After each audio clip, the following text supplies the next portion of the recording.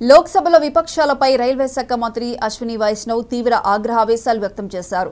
Rail minister అంటూ ప్రతిపక్షాలు చేస్తున్న విమర్శలపై అశ్విని అసహనం వ్యక్తం చేశారు.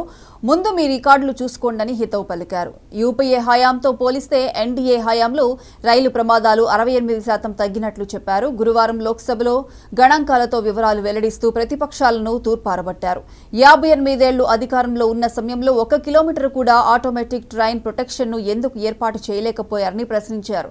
జూలై 7న లోకో పైలట్ల వద్దకు వెళ్లిన రాహుల్ గాంధీని ఉద్దేశిస్తూ ఆయన లోకోమోటివ్ డ్రైవర్లతో రీల్స్ చేయడంలో బిజీగా ఉన్నారని ఆరోపించారు. మంత్రి ప్రసంగిస్తుండగా రాష్ట్రీయ లోక్ తాంత్రిక్ పార్టీ ఎంపీ హనుమాన్ బేనివాల్ మీరు రీల్ మంత్రి, పట్టాలు తప్పిన మంత్రి అనడంతో ఒక్కసారిగా వైష్ణవ్ కోపంతో నువ్వు నోరు మూసుకో అని ఆగ్రహం వ్యక్తం చేశారు.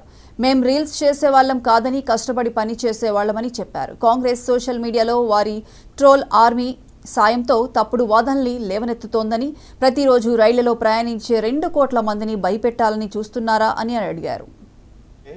जिससे कि रेलवे की सुविधा हर जनसाधारण को मिले। తెలంగాణ రాజకీయ